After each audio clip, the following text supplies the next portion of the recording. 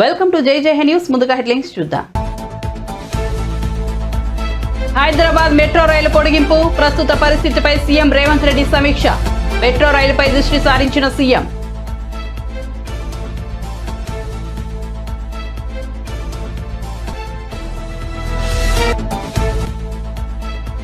రా కదలిరా అంటూ ఈ నెల 5 నుంచి ప్రజల్లోకి చంద్రబాబు. ఏపీలో సమీపిస్తున్న ఎన్నికలు, జనంలోకి టీడీపీ అధినేత. 5వ తేదీ నుంచి 29 వరకు రాష్ట్ర వ్యాప్తంగా భారీ బహిరంగ సభలు.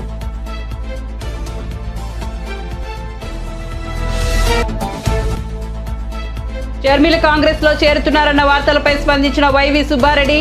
షర్మిల కాంగ్రెస్ లో చేరితే వైసీపీకి నష్టమేమీ ఉండదని వెల్లడి. అసలు షర్మిల కాంగ్రెస్ లో చేరుతారో లేదో అంటూ వ్యాఖ్యలు.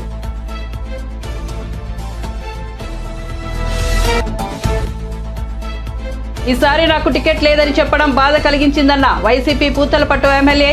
వైసీపీ నాయకత్వంపై అసహనం వ్యక్తం చేసిన ఎంఎస్ బాబు 5 ఏళ్లు కష్టపడ్డానని వెల్లడి.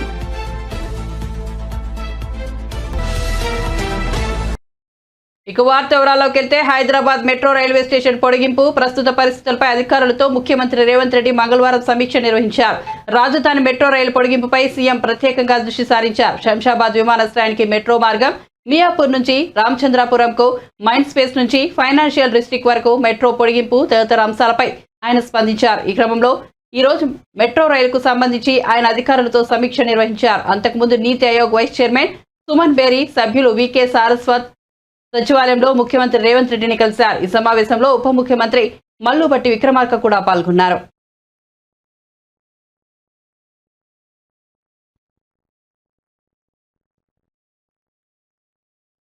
సచివాలయంలో ముఖ్యమంత్రి రేవంత్ రెడ్డిని కలిసి కొమరవెల్లి శ్రీ మల్లికార్జున స్వామివారి ఆశీస్సులు అందించారు. ఆలయ అర్చకులు ఈ నెల 7న జరిగే స్వామివారి కళ్యాణ మహోత్సవానికి రావాల్సిందిగా ముఖ్యమంత్రిని ఆహ్వానించారు అర్చకులు.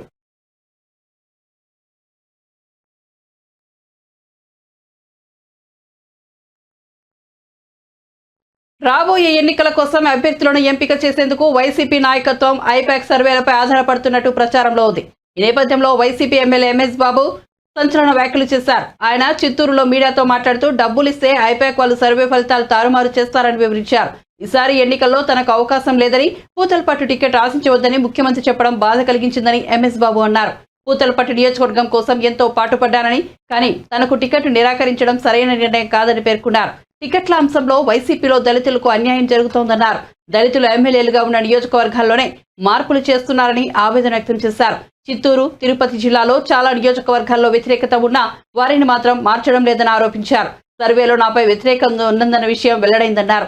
నాపై ఏం వ్యతిరేకత ఉందో, నేను చేసిన తప్పేంటో పార్టీ నాయకత్వం తెలియజేయాలని ఎంఎస్ బాబు డిమాండ్ చేశారు. 5 ఏళ్లు పరిపాలన చేసిన దానికి మా పూతలపట్టు నియోజకవర్గం ప్రజలందరూ కూడా నేను థ్యాంక్స్ చెప్తున్నాను.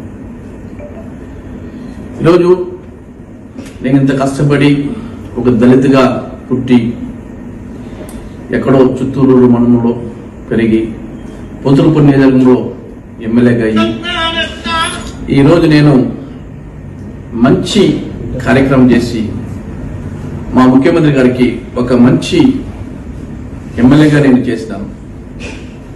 కానీ ఈరోజు నేను చేసింది తప్పు ఏమీ నాకు తెలియదు.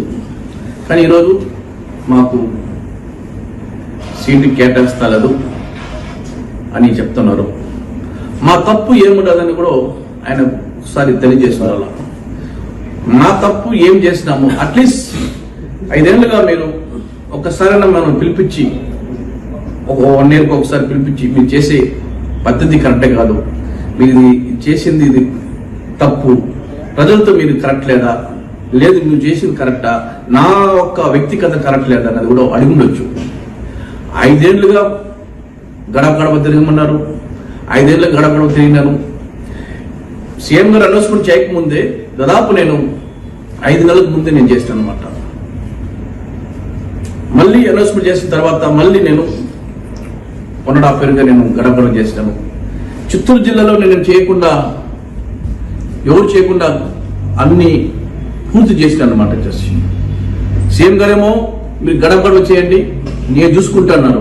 ఈరోజు చూస్తేమో మీ పర్ఫార్మెన్స్ బాగాలేదు, మీ సర్వే బాగాలేదు అనుకుంటారు. ఇది ఎక్కడి నుంచి ఎక్కడికి కరెక్ట్ అది కూడా మాకు అర్థం కలగ చేసి. అంటే మీకు దళితులు అంటే ఎంతవరకు కరెక్ట్ అనేది కూడా కొంచెం ఆలోచించడం చేసి. అంటే ఈరోజు పొద్దులపట్టు నియోజకవర్గంలో దళితులు ఎక్కువ ఓటు శాతం ఎక్కువ ఉండదు చేసి, దాదాపు 80,000 ఓట్లు దళితులు ఉండదు చేసి, బీసీలు 60,000 ఓట్లు ఉండదు చేసి. ఇప్పుడు ఈరోజు మీరు సర్వే బాగలేదు, మీకు వ్యతిరేకం ఉన్నది, వ్యతిరేకం ఉన్నప్పుడు మా ప్రజలంతా పిలవండి, పిలిచి మాట్లాడండి. వ్యక్తిగతం ఏముండదు, ఎమ్మెల్యేకి మీకు ఏమైనా ప్రాబ్లం అయింది అనేది చాలా మంది నాయకులు ఉన్నారు, మా కోసం కష్టపడ్డ ఉన్నారు, మాతో 5 ఏళ్ళుగా కాలంతో పాటు మేము నడిచినాం వచ్చేసి.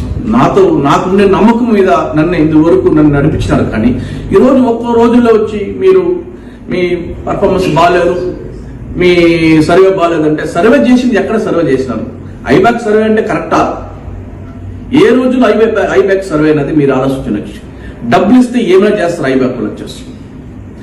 ఎంతవరకు ఎవరికి రాస్తారు, ఎవరు తలరత్త మార్చేస్తారు. అంటే లాస్ట్ ఎలక్షన్ కి ఐబ్యాక్ ఏమైనా మీకు ఏదైనా రిపోర్ట్ ఇచ్చినారా? మీరు మాకు నమ్మకం పెట్టి మా మీద మీరు సీట్ ఇచ్చినారు. 30,000 ఓట్లు నేను గెలిచాను వచ్చేసి. ఈరోజు 30,000 గెలిచింది, ఈ రోజు ఎంతో రావచ్చు, సగం వస్తుంది, ఏదో ఇంకొకటి ఎక్కువ రావచ్చు. నేను చేసిన కష్టం నాకు ఉన్నది వచ్చేసి. అన్ని వదులుకొని నా బిజినెస్ ఫ్యామిలీ అంతా వదులుకొని నా ప్రజలే నాకు, పార్టీ నాకు అని ఉన్నాను. కానీ మాకెందుకు ఇలా అన్యాయం చేస్తున్నారు వచ్చేసి. కాంగ్రెస్ బీజేపీ పార్టీలపై సిద్దిపేట ఎమ్మెల్యే మాజీ మంత్రి హరీష్ రావు విమర్శలు గుప్పించారు. ఆయన దుబ్బాకలో నిర్వహించిన బీఆర్ఎస్ ఆత్మీయ సమ్మేళనంలో పాల్గొన్నారు. ఈ సందర్భంగా హరీష్ రావు మాట్లాడుతూ కాంగ్రెస్ బీజేపీ పార్టీలు తెలంగాణకు అన్యాయం చేస్తున్నాయన్నారు. బీజేపీ అడుగులకు మాడుగుల వస్తే పార్టీ కాంగ్రెస్ అని విమర్శించారు. గిరిజన యూనివర్సిటీ కోచ్ ఫ్యాక్టరీ ఇస్తారని బీజేపీ మోసం చేసిందని ఆయన ఆరోపించారు. 2 లక్షల రుణమాఫీ చెందిన తర్వాతే కాంగ్రెస్ పార్టీ వచ్చే ఎన్నికల్లో ఓట్లు అడగాలని ఆయన అన్నారు. అధికారంలోకి రాగానే ఉచిత కరెంట్ అని మాట తప్పి ముక్కుపిండి బిల్లులు వసూలు చేస్తున్నారన్నారు. బోనస్ ఇచ్చి ధాన్యం కొంటామన్నారు, కొనలేదని. రైతు భరోసా 15,000 ఇస్తామని చెప్పి 10,000 కూడా ఇవ్వలేదన్నారు హరీష్ రావు. ఇది ఒక స్పీడ్ బ్రేకర్ లాంటిది. స్పీడ్ బ్రేకర్ వస్తే ఏమైతుంది, బండి స్లో అయితే మెల్లగా స్పీడ్ బ్రేకర్ దాటినాక మళ్ళా పికప్ తీసుకుంటున్నారు కదా. తప్పకుండా టీఆర్ఎస్ పార్టీయే ఈ తెలంగాణకు శ్రీరామ రక్ష. ప్రజలు తప్పకుండా మనకు గుర్తిస్తారు. ఇప్పుడు మనం తెలుసో తెలియక తప్పులు చేస్తే సవరించుకుంటాం, తప్పేమో మనిషి కదా. ఒకవేళ ప్రజలకు నచ్చని విషయాలు నిర్ణయాలకే సమీక్షించుకుందాం, దాన్ని సవరించుకొని ముందుకు సాగుదామని చెప్పి చెప్తాం. అయితే ఇక మీరందరూ కూడా ఎవరో ధైర్యం ఉండాల్సిన అవసరం లేదు. బీఆర్ఎస్ పార్టీకి ఇది కొత్త కాదు. ఎన్నో జయాలు చూసినాం, అపజయాలు కూడా చూసినాం. పూలబాట చూసినాం, ముళ్ళబాట చూసినాం. ధర్నాలు చేసినాం, పోరాటాలు చేసినాం, జైళ్లలో పెట్టాం, లాఠీ దెబ్బలు తిన్నాం, రైలు పట్టాలెక్కినాం, తెలంగాణ రాష్ట్రాన్ని సాధించాం కదా. బీఆర్ఎస్ లేకపోతే, ఈ గులాబీ సైనికులు లేకపోతే తెలంగాణ వచ్చేదా? కానే కాదు, రానే రాదన్న తెలంగాణ తెచ్చిన మనకు ఈ పోరాటం పెద్ద కొత్తేది కాదు. కొట్టాల ప్రజల పక్షాన పోరాడదా. ప్రజలు మనకు బాధ్యత ఇచ్చింది, ప్రతిపక్షంలో బాధ్యత ఇచ్చినారు. వాళ్ళు చాలా హామీలు ఇచ్చింది. 1 కాదు 2 కాదు 412 హామీలు ఇచ్చినట్టున్నారు. ఇచ్చిరా? ఇవన్నీ మనం అమలు చేయించాల్సిన బాధ్యత మనకు. టైం ఉన్నది, కొద్ది రోజు టైం కావాలి, ఒప్పుకోవట్లేదు. వాస్తవానికి ఇప్పటికే చాలా మాట తప్పింది. మీ తెలవదా? ఏమన్నారు? కరెంట్ బిల్లు ఖర్చులే వద్దు, మేము వస్తూనే ఉన్నాం, ఫ్రీ కరెంట్ అన్నారు. ఇప్పుడే ఊళ్ళో వచ్చి ముక్కు వీటి బిల్లు వసూలు చేస్తలేదా? అలా మాట తప్పినట్టా లేదా? మీరు వర్క్ అవ్వకుండా మేము వస్తూనే ఉన్నాం, రాగానే 500 బోనస్ ఇచ్చి పట్టుకోవటమన్నారు. కొన్నారా? రానున్న లోక్సభ ఎన్నికల్లో పార్టీలోని సిట్టింగ్ ఎంపీలకు టికెట్లు, కాంగ్రెస్ పాలన, బీఆర్ఎస్ నేతలపై విచారణ తదితర అంశాలపై బీజేపీ తెలంగాణ రాష్ట్ర అధ్యక్షుడు కేంద్ర మంత్రి కిషన్ రెడ్డి మంగళవారం ఆసక్తికర వ్యాఖ్యలు చేశారు. కాళేశ్వరం ప్రాజెక్టుపై విచారణ కోరుతూ కేంద్రానికి రేవంత్ రెడ్డి ప్రభుత్వం లేఖ ఎందుకు రాయడం లేదని ప్రశ్నించారు. న్యాయ విచారణ పేరుతో కేసీఆర్ కు మేలు చేసేలా ఈ ప్రభుత్వం వ్యవహరిస్తోందని ఆరోపించారు. కాళేశ్వరం ప్రాజెక్టును కట్టే ముందు ఎలాంటి భూ పరీక్షలు చేయలేదన్న ఈ అంశాన్ని కాంగ్రెస్ ప్రభుత్వం గోప్యంగా ఉంచుతోందని ఆరోపించారు. ఊచలు లెక్క పెట్టాల్సిన కేసీఆర్ ను కాపాడుతోందని విమర్శించారు. మరి ఈరోజు రాష్ట్ర ప్రభుత్వ వైఖరేంటో చెప్పాల్సినటువంటి అవసరం ఉంది. ఆ రోజు మేము కేసీఆర్ని అడిగినప్పటికీ కూడా ఆయన సిబిఐకి అంగీకరించలేదు. చట్టం చేయడం జరిగింది. సిబిఐ రాష్ట్ర ప్రభుత్వ అనుమతి లేకుండా తెలంగాణకు సంబంధించినటువంటి ప్రభుత్వ ప్రాజెక్టుల మీద దర్యాప్తు చేయకూడదనేటువంటి యాక్ట్ను తెలంగాణ ప్రభుత్వము కేసీఆర్ ప్రభుత్వం ఆ రోజు ముందుకు తీసుకురావడం జరిగింది. మరి ఈరోజు కాంగ్రెస్ పార్టీ ప్రభుత్వం నేను అడుగుతా ఉన్నాను, నిజంగా కాళేశ్వరం పైన ప్రాజెక్టులో జరిగినటువంటి అవినీతి పైన దర్యాప్తు జరగాలని కోరుకుంటున్నారా లేదా? దోషులకు శిక్ష పడాలని కోరుకుంటున్నారా లేదా? లేక కాంగ్రెస్ పార్టీ గత అనేక సంవత్సరాలుగా అవినీతితో కలిసి కాపురం చేశారు. అవినీతికి కాంగ్రెస్ పార్టీకి విడుదలైనటువంటి బంధం ఉంది. స్వాతంత్రం వచ్చినప్పటి నుంచి ఇప్పటి వరకు ఈ రాష్ట్రంలో, ఈ దేశంలో అధికారంలో ఉన్నప్పుడల్లా కాంగ్రెస్ పార్టీ పెద్ద ఎత్తున ప్రజాధనాన్ని దోపిడీ చేసిన విషయం మనకు తెలుసు. కాబట్టే బీఆర్ఎస్ ప్రభుత్వ హయాంలో జరిగినటువంటి అవినీతి పట్ల కాంగ్రెస్ పార్టీకి సానుభూతి ఉన్నట్లు కనిపిస్తుంది. మీరు చేసినా మేం చేసినా మన ఇద్దరం దోపిడీదారులమే, మీ డిఎన్ఏ మా డిఎన్ఏ ఒకటే,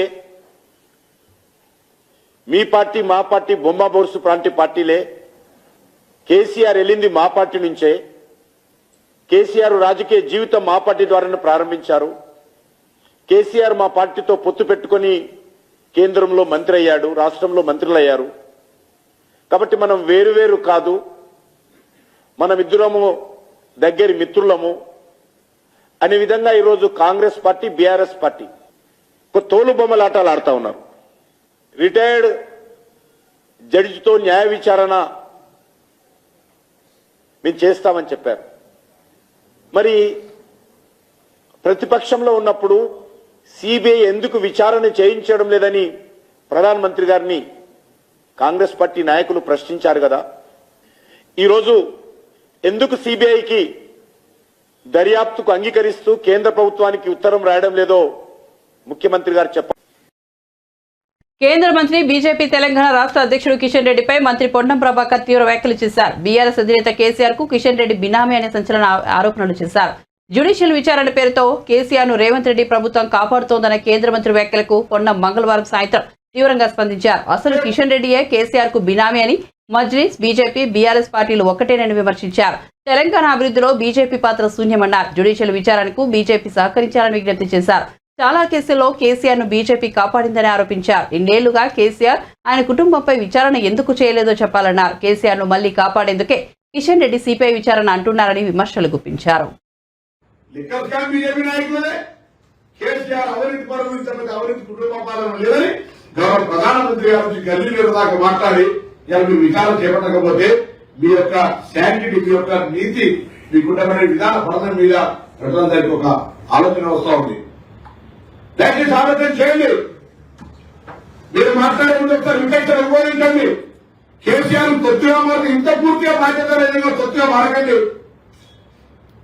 వాళ్ళు చూస్తే కూడా నమ్ముతారు తెలంగాణ బిడ్డలు. ఆయన దయరక్షణ పరగట్ట మాత్రం ఒక పార్టీలో పుట్టి పెరిగినటువంటి కార్యకర్తలు పార్టీకి ఇంత అన్యాయం చేసే విధంగా మాట్లాడుతున్నా. నిజంగా చిత్తశుద్ధుంటే టీఆర్ఎస్ తో సంబంధం లేదంటే టీఆర్ఎస్ మీద విచారణకు ఆదేశించడానికి కూడా కదం. ఇప్పుడు మేము అడుగుతున్న విధంగా అనేకమైనటువంటి అంశాల్లో కూడా కేసీఆర్ గారి కుటుంబం ఈ తెలంగాణ ప్రజలకు సంబంధించిన విషయాల్లో కూడా తప్పులు జరిగినాయి. వాటిని బయట పెట్టే ప్రయత్నం చేయండి. ఈ రాష్ట్ర ఖజానాకు సంబంధించి మనం చెప్పాం. ఈ రాష్ట్ర ప్రభుత్వం ఏ విధంగా అప్పులు తెచ్చిందో చూపెట్టాం. ఈ రాష్ట్రం ఏ విధంగా శోభలోకి అయిందో కానీ ఖజానాతో ఎట్లుందో చూపెట్టాం. దానికి నడపడానికి కేంద్రం ఏ విధంగా సహకారం చేస్తూ చెప్పు. మేము చెప్పినటువంటి 6 గ్యారెంటీలు సోకులు. ఈ నెల 5వ తేదీ నుంచి టీడీపీ అధినేత చంద్రబాబు నాయుడు ప్రజల్లోకి వెళ్లనున్నారు. ప్రజా చైతన్యమే లక్ష్యంగా ఆయన పలు కార్యక్రమాలు చేపట్టనున్నారు. దానిలో భాగంగా ఈ నెల 5వ తేదీ నుంచి రా కల్దరిరా పేరుతో కొత్త కార్యక్రమంతో ప్రజల్లోకి వెళ్లనున్నారు. జనవరి 5వ తేదీన ఒంగోలు పార్లమెంట్ నియోజకవర్గంలో తొలి సభ జరగనుంది. మంగళగిరిలోని టీడీపీ ప్రధాన కార్యాలయంలో పార్టీ రాష్ట్ర అధ్యక్షుడు కింజరాపు అచ్చెన్నాయుడు మాట్లాడుతూ చంద్రబాబు రా కదలిరా కార్యక్రమం షెడ్యూల్ను ప్రకటించారు. ప్రతి బీసీ తలుపు తట్టాలని ఒక నిర్ణయం తీసుకున్నాం. ఈరోజు రాష్ట్రంలో జరుగుతున్నటువంటి అరాచక అవినీతి అసమర్థ పాలన నుంచి ప్రజలకు విముక్తి కలిగించి అన్ని వర్గాల ప్రజల భవిష్యత్తుకి భరోసా కలిగించేందుకు తెలుగుదేశం పార్టీ జాతీయ అధ్యక్షులు గౌరవనీయులు శ్రీ నారా చంద్రబాబు నాయుడు గారు 5వ తారీఖు నుంచి 29వ తారీఖు వరకు 22 పార్లమెంటుల్లో పర్యటించి ప్రజలకి చైతన్యపరచాలని ఒక నిర్ణయం తెలుగుదేశం పార్టీ తీసుకుంది. ఆ కార్యక్రమం పేరే రా కదలిరా.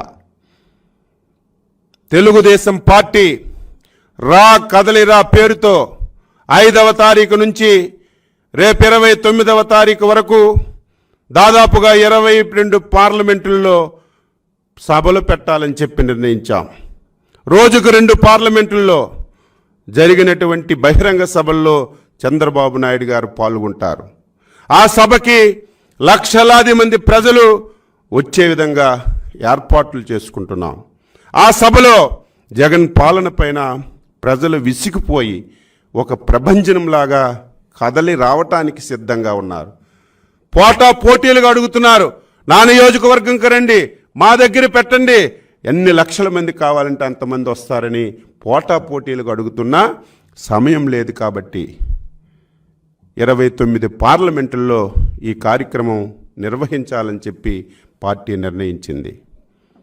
1983లో విశ్వవిఖ్యాత నట సార్వభౌముడు స్వర్గీయ నందమూరి తారక రామారావు గారు తెలుగుదేశం పార్టీ స్థాపించినప్పుడే తెలుగుదేశం పార్టీ పిలుస్తుంది రా కదలిరా అనే ఒక పిలుపివ్వగానే తెలుగు జాతి మొత్తం ఏకతాటిపైకి వచ్చింది. నేడు కూడా 83 నాటి పరిస్థితులే ఇక్కడ పునరావృతమవుతున్నటువంటి సంగతులు. వైఎస్ఆర్టీపీ అధ్యక్షురాలు వైఎస్ షర్మిల కాంగ్రెస్ పార్టీలో చేరుతున్నట్టు వస్తున్న వార్తలపై వైసీపీ అగ్రనేత వైవి సుబ్బారెడ్డి స్పందించారు. షర్మిల కాంగ్రెస్ లో చేరితే వైసీపీకి వచ్చే నష్టమేమీ లేదని అన్నారు. అసలు షర్మిల కాంగ్రెస్ లో చేరాలో లేదో అని వ్యాఖ్యానించారు. తాను జగన్ తరపున షర్మిల వద్దకు రాయబారం వెళ్లినట్టు కూడా తప్పుడు ప్రచారం చేస్తున్నారని వైవి సుబ్బారెడ్డి అన్నారు. ఇక వైసీపీ ఎమ్మెల్యేలు షర్మిల వైపు అడుగులేస్తున్నట్టు జరుగుతున్న ప్రచారంలో నిజం లేదని వైవి స్పష్టం చేశారు. మంగళగిరి ఎమ్మెల్యే ఆర్కే షర్మిల వైపు వెళ్తున్నారని, మరికొంతమంది వ్యక్తిగత కారణాలతో పార్టీలు మారుతున్నారని వివరించారు. దాంట్లో వాస్తవం ఉందా లేదో మనకు తెలియదు. షర్మిలమ్మ గారు ఇదివరకు 3 సంవత్సరాల కిందటే తెలంగాణలో పార్టీ పెట్టారు. అప్పుడు ఎలక్షన్స్కి ముందు మళ్ళీ కాంగ్రెస్తో చేరాలని ఏదో ప్రయత్నాలు జరుగుతున్నాయి అన్నారు. మళ్ళీ ఇప్పుడు కూడా అటువంటి ప్రయత్నాలు ఏం జరుగుతున్నాయో దాని గురించి అయితే నాకు సమాచారం లేదు. బట్ ఎవరు ఎక్కడ ఏ పార్టీలో చేరినా ఏమైనా ఆంధ్రప్రదేశ్ రాష్ట్రంలో మాత్రం ప్రజలు గౌరవ ముఖ్యమంత్రి జగన్మోహన్ రెడ్డి గారితోనే ఉంటారు. మేమందరం కూడా ఆయన అనుకుంటాం రాబోయే రోజుల్లో తప్పకుండా మళ్ళీ మన రాష్ట్రంలో జగన్మోహన్ రెడ్డి గారు ముఖ్యమంత్రి. చెప్పాను కదా, ధైర్యంగా జగన్మోహన్ రెడ్డి గారిని, చంద్రబాబు నాయుడు గారిని కానీ, ఆయన దత్తపుత్రుడు పవన్ కళ్యాణ్ కానీ వీళ్ళందరూ కలిసి వస్తున్నారు కదా, వీళ్ళందరూ కలిసి వచ్చినా సరే ఎదుర్కొనే ధైర్యం లేక ఈ విధంగా కుట్రపు రాతలు రాసి ప్రజల్ని నమ్మించే కార్యక్రమం చేస్తున్నారు. ఏదో మేము భయపడిపోతున్నామని, ఇంకొకరు వస్తే భయపడతామని అటువంటి భయపడాల్సిన అవసరం లేదు. చెప్పాను కదా, మాకు ప్రజలే దేవుళ్ళు. ప్రజలకి మా ప్రభుత్వం అమలు చేస్తున్న పథకాలే, సంక్షేమ కార్యక్రమాలే మళ్ళా ముఖ్యమంత్రిగా జగన్మోహన్ రెడ్డి గారిని మళ్ళా అధికారంలోకి వచ్చే విధంగా చేస్తాం. ప్రజలు ఆస్వాదించడానికి సిద్ధంగా ఉన్నారు. చాలా మంది వైసీపీ ఎమ్మెల్యేలు షర్మిల గారు చూస్తున్నారు అనేది ప్రచారం జరుగుతుంది. వేరియస్ కారణాల వల్ల కొన్ని సీట్లు మార్చడం జరుగుతుంది. కాబట్టి ఆ మార్పులో భాగంగా వాళ్ళ వ్యక్తిగతంగా కారణాల వల్ల వాళ్ళు ఏమన్నా వేరే పార్టీలకు పోయి ఆలోచన చేస్తున్నారో కానీ చాలామంది ఎటువంటి ఆలోచన చేసేలేదు. ఎందుకంటే ఎక్కడెక్కడ సీట్లు మారుస్తున్నాం అనే దానికి గత సంవత్సరం నుంచి గౌరవ ముఖ్యమంత్రి గారు వివిధ సందర్భాల్లో మీటింగుల్లో కూడా చెప్పడం జరిగింది. 175 స్థానాల్లో 175 స్థానాలు గెలిచేదానికి మనం ప్రయత్నం చేద్దాం. ఎక్కడన్నా అవసరమైతే క్యాండిడేట్స్ మీద వ్యతిరేకత ఉన్నా పార్టీ నష్టపోకుండా ఉండడం కోసం మార్పులు చేర్పులు అవసరం అవుతాయి. ఆ మేరకు మార్పులు చేర్పుల అవసరానికి మీరు అందరూ కూడా సహకరించండి. రాబోయే రోజుల్లో ప్రభుత్వం వచ్చినాక మళ్ళీ మీకు అందరికి కూడా మేలు చేసే కార్యక్రమం చేస్తామని చెప్పి ఈ సందర్భాల్లో జగన్మోహన్ రెడ్డి గారు చెప్తున్నారు. ఇప్పటి వరకు దాదాపు 15 మంది దాకా మార్పులు చేర్పులు జరిగింది. అట్లా అని ఎవరైనా పార్టీ నుంచి బయటికి పోయే పరిస్థితి ఉందా? సరే, రామకృష్ణారెడ్డి గారు అంటే ఆయన వ్యక్తిగతం, ఆయన ఎందుకు ఆ విధంగా వేరే పార్టీకి పోవాలనుకుంటున్నాడో ఎక్కడ పోవాలనుకుంటున్నాడో అది నాకు దాని గురించి చాలా మంది ఖర్చులోకి వెళ్ళిపోతున్నారని ప్రచారం జరుగుతుంది. అది మీరు సృష్టిస్తున్నారు. ఎక్కువ వాళ్ళు వెళ్తున్నారా లేదా కానీ మీడియా సృష్టించే కార్యక్రమం చేస్తుంది. కాంగ్రెస్ పార్టీతో కలిసి పనిచేసేందుకు సిద్ధమని వైఎస్ఆర్సీపీ అధ్యక్షురాలు వైఎస్ షర్మిల స్పష్టం చేశారు. కాంగ్రెస్ పెద్దలను కలిసేందుకు బుధవారం ఢిల్లీ వెళ్లనున్నట్టు ఆమె చెప్పారు. కుమారుడు రాజారెడ్డి, కాబోయే కోడలు ప్రియా అట్లూరితో కలిసి ఇడుపులపాయలోని వైఎస్ఆర్ సమాధి వద్ద షర్మిల నివాళులర్పించారు. మొదటి ఇన్విటేషన్ కార్డు నుంచి ఆయన ఆశీస్సులు తీసుకోవడానికి రావడం జరిగింది. కొత్త వధూవరులు రాజశేఖర రెడ్డి గారితో పాటు ప్రజలందరి దీవెనలు ఉండాలి. దేవుని దీవెన చేత వీళ్ళిద్దరూ సంతోషంగా ఉండాలని మనస్ఫూర్తిగా మాతో పాటు మీరు కూడా కోరుకోవాలని ప్రార్థన. కాంగ్రెస్ పార్టీతో కలిసి పని చేయాలి అని ఇదివరకే నిర్ణయించుకున్నాం. తెలంగాణలో కాంగ్రెస్ పార్టీకి మద్దతు ఇవ్వడం జరిగింది. కనుకనే కాంగ్రెస్ పార్టీ ఈరోజు అధికారంలోకి వచ్చింది. కేసీఆర్ గారి ప్రజా వ్యతిరేక ప్రభుత్వాన్ని దించడంలో వైఎస్ఆర్ తెలంగాణ పార్టీ చాలా పెద్ద పాత్ర పోషించింది. 31 నియోజకవర్గాలలో కాంగ్రెస్ పార్టీ గెలుపు కేవలం 10,000 మెజారిటీతో గెలిచారు. దానికి కారణం మేము పోటీ చేయకపోవడం. వైఎస్ఆర్ తెలంగాణ పార్టీయే పోటీ చేసినుంటే కాంగ్రెస్ పార్టీకి చాలా ఇబ్బంది అయ్యేది. ఈ కృతజ్ఞత భావం కాంగ్రెస్ పార్టీలో కూడా ఉంది. వైఎస్ఆర్ తెలంగాణ పార్టీకి నేను చేసిన త్యాగానికి కాంగ్రెస్ పార్టీ వాళ్ళు విలువనిచ్చి ఈరోజు నన్ను కాంగ్రెస్ పార్టీలోకి ఆహ్వానించడం జరిగింది. కాంగ్రెస్ పార్టీలో కలిసి పనిచేయడానికి నాకు కూడా ఏ అభ్యంతరం లేదు. ఎందుకంటే ఈరోజు కాంగ్రెస్ పార్టీనే మన దేశంలో అతిపెద్ద సెక్యులర్ పార్టీ, ప్రతి ఒక్కరికి భద్రతనిచ్చే పార్టీ కాంగ్రెస్ పార్టీ. కనుక కాంగ్రెస్ పార్టీని బలపరచాలని మేము నిర్ణయించుకున్నాం.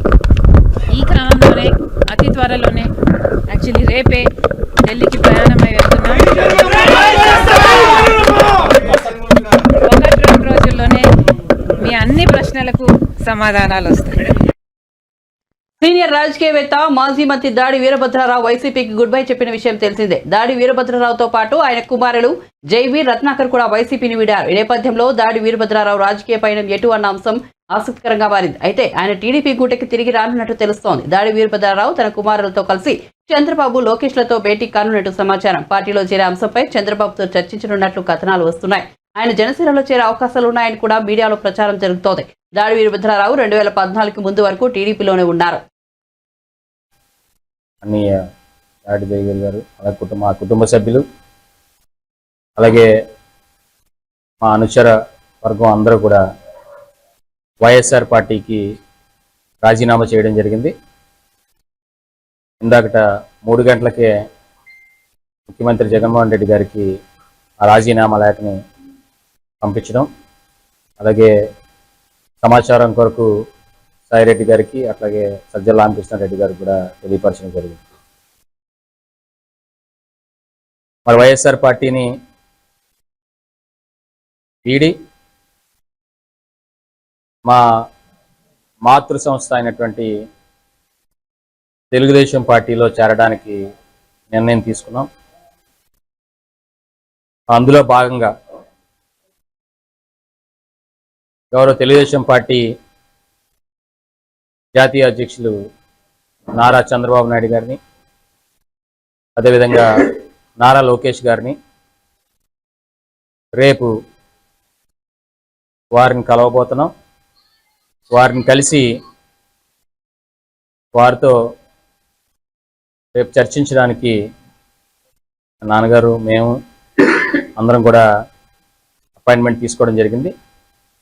అందులో భాగంగా రేపు వారితో చర్చించిన తర్వాత పూర్తి వివరాలు రేపు అందరికీ, ప్రజలందరికీ, అలాగే ప్రెస్ వారందరికీ కూడా తెలియపరుస్తామని ఈ సందర్భంగా తెలియజేసుకుంటాను.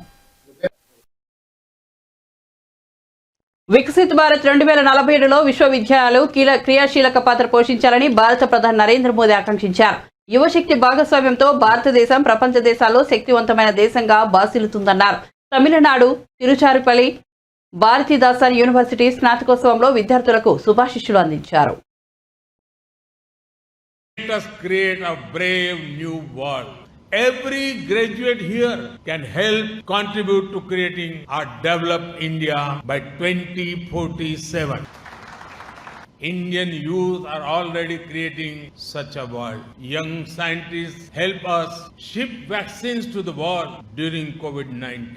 Indian science is on the world map through missions like Chandrayaan. Our innovators took the numbers of patents from around 4,000 in 2014 to almost 50,000 now.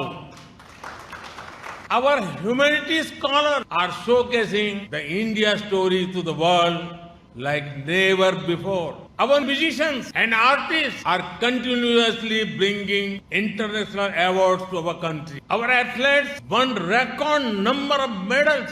You are stepping into the world at a time when everyone is looking at you with new hope in every sector.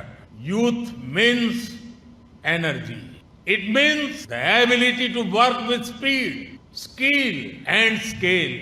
In the last few years, we have worked to match you in speed and scale so that we can benefit you. The number of registered startups in the country has grown to almost 1 lakh. This was less than 100 in 2014.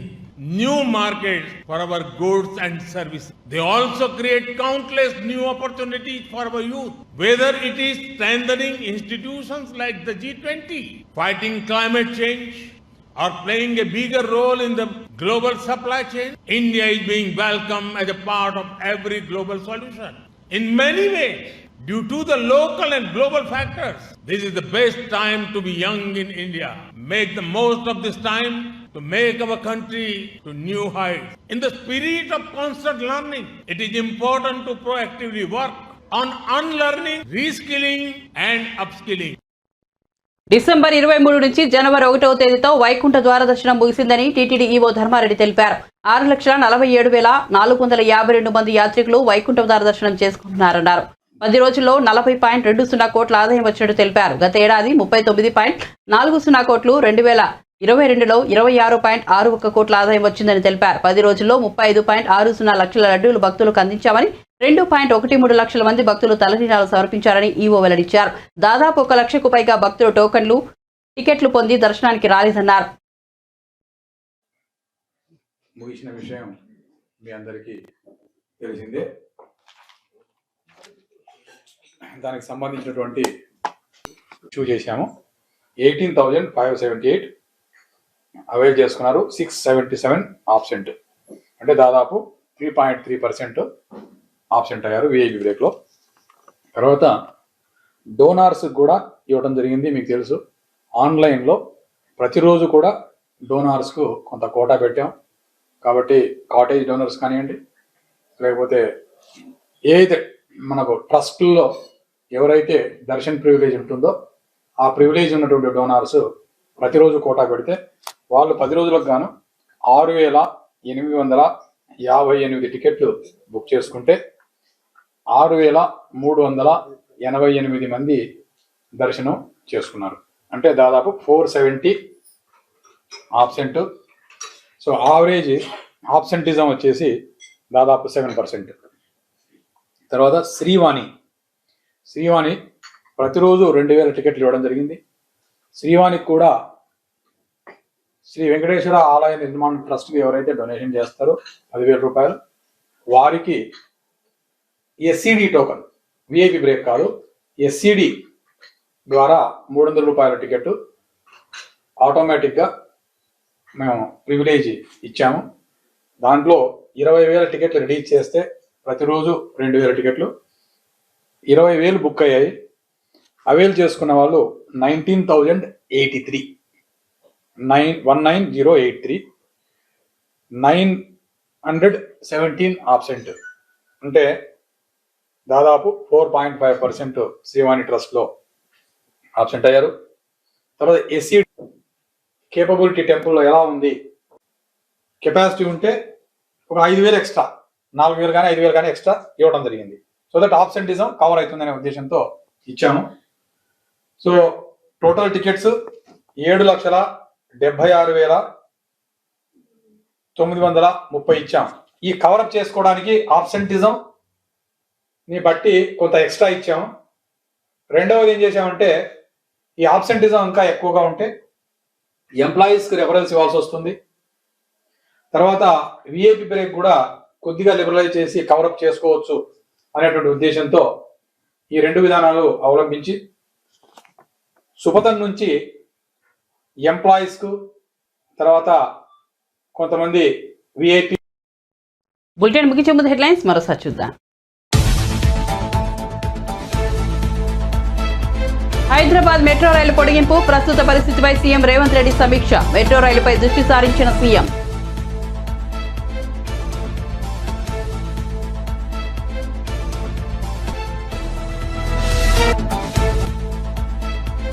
రా కదలిరా అంటూ ఈ నెల 5 నుంచి ప్రజల్లోకి చంద్రబాబు. ఏపీలో సమీపిస్తున్న ఎన్నికలు, జనంలోకి టీడీపీ అధినేత.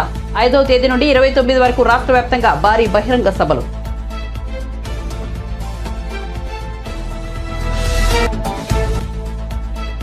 షర్మిల కాంగ్రెస్ లో చేరుతున్నారన్న వార్తలపై స్పందించిన వైవి సుబ్బారెడ్డి.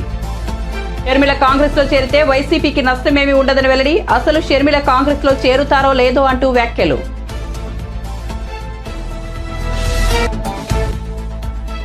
ఈసారి నాకు టికెట్ లేదని చెప్పడం బాధ కలిగించిందన్న వైసీపీ పూతలపట్టు ఎమ్మెల్యే.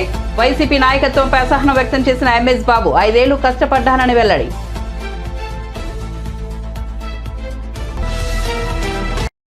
మరిన్ని అప్డేట్స్ కోసం చూస్తూనే ఉండండి జై జై హే న్యూస్.